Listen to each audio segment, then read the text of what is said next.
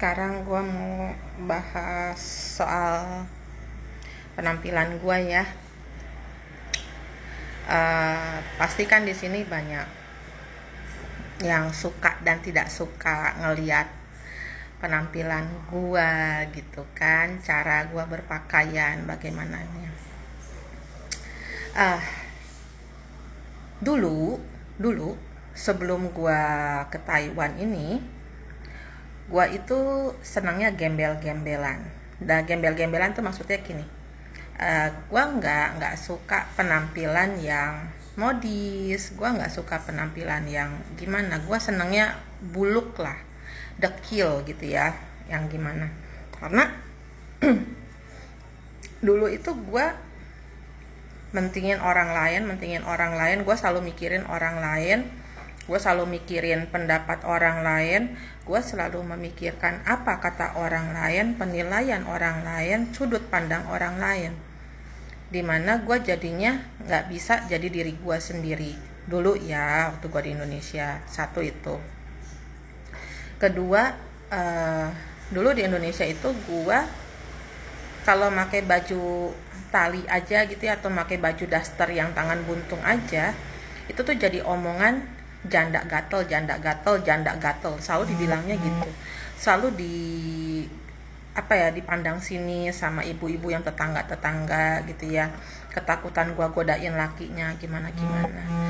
Gua mah nggak bakal ngegodain laki orang. Karena apa?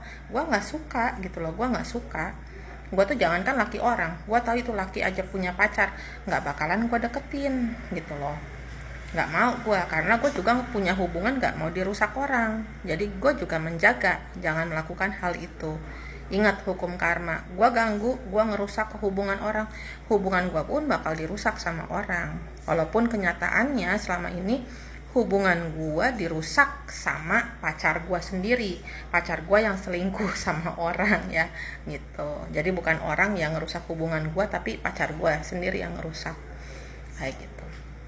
Nah, kedua, kenapa gue jadi sejak gue kerja di Taiwan ini, gue jadi penampilannya rada berubah jauh dengan waktu di Indonesia. Untuk yang kenal gue di Indonesia, gara-garanya waktu gue kerja di Sinchu. Jadi nenek itu kan modis banget. Nenek itu baik orangnya, modis banget. Dia bilang sama gue, kalau nemenin kakek pergi ke taman, kamu harus pakai baju yang rapi. Nggak perlu mahal, nggak perlu mewah, tapi rapi, enak dilihat. Biar simple tapi elegan, enak dilihat gitu loh. Itu pesannya nenek. Terus nenek cuma bilang juga, jangan bikin malu saya saat bawa kakek. Karena kamu kan tahu, saya orangnya modis. Masa kamu penampilannya acak-acakan, nggak rapi, nggak gimana, nggak enak dilihat. Saya nggak suka kamu kayak gitu.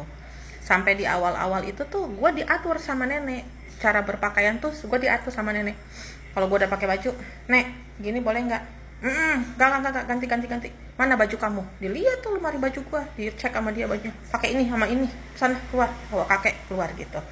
Jadi gue itu dulu jadi sama nenek. Nah, terus nenek juga bilang sama gue bahwa ini sama teman gue ya, kata-kata nenek itu. Jadi kata nenek itu,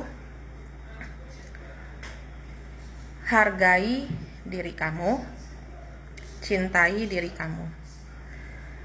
Kamu berpenampilan bagaimana, itu menunjukkan nilai kamu gitu loh.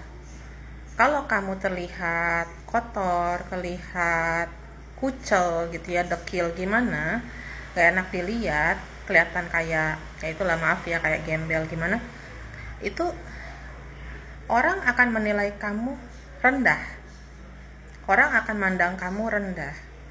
Tapi kalau begitu kamu penampilan kamu lebih rapi, lebih enak dilihat, pas diajak ngobrol pun kita paham, nyambung dan segala macam, nilai diri kita akan naik. Orang akan mandang kita lebih tinggi, orang akan lebih menghargai kita. Itu yang dibilang nenek sama temen gua. Jadi memang betul sih, penampilan juga ya bukan harus bermewah-mewah ya, harus pakai apa segala macam, enggak, tapi maksudnya terlihat rapi, simple tapi elegan gitu ya. Menarik lah, kelihatan menarik, enak dilihat sama orang tuh.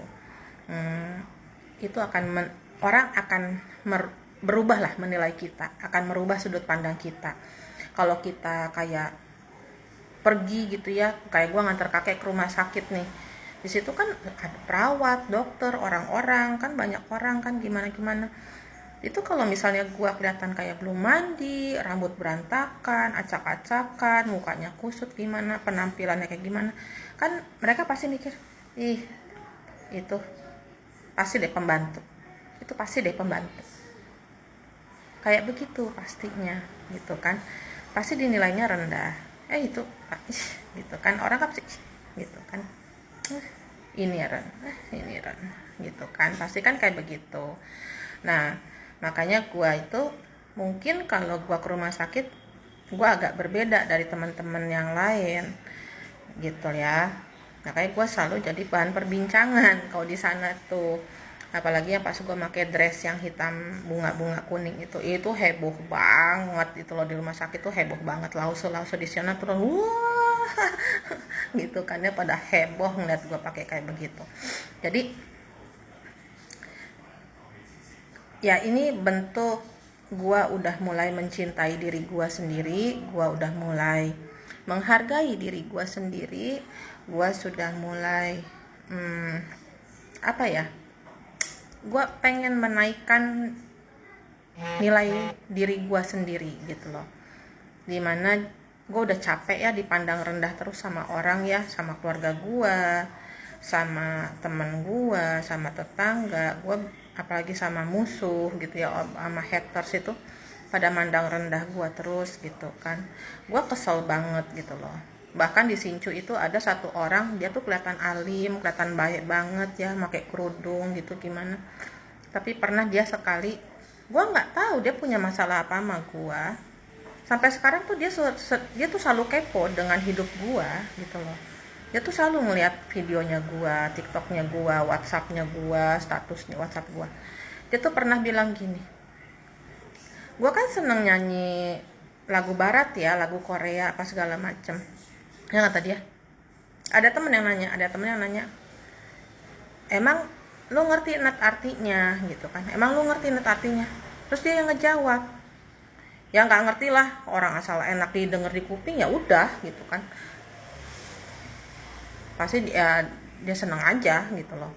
Terus gue jawab, kata gue tuh, enggak, saya ngerti lirik lagu ini apa.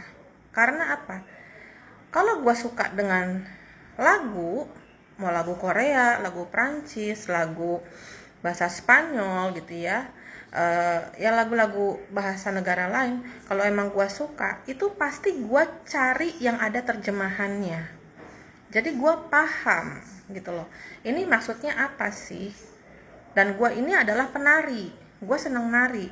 Gue nari itu, tarian gue adalah tarian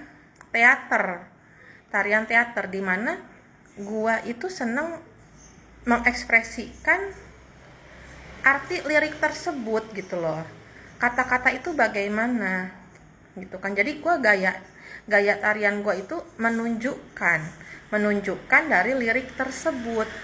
Itu makanya kenapa gue juga selain suka dengan lagunya, gue juga mempelajari arti lirik lagu itu, kata-kata di lagu itu apa artinya gitu kan. Ya banyak lah, lagu-lagu Prancis juga ada banyak, Spanyol, India, segala macam. Gue kan senang sama lagu-lagu kayak begitu. Jadi kalau kita pengen dihargain, pengen dipandang tinggi sama orang, kita harus banyak belajar. Apapun itu kita harus belajar. Kita pengetahuan, terutama ya pengetahuan kita harus luas. Jadi saat orang berbicara dengan kita bisa masuk, kita bisa ngerti apa yang lagi dibicarakan gitu ya. Oke, semangat.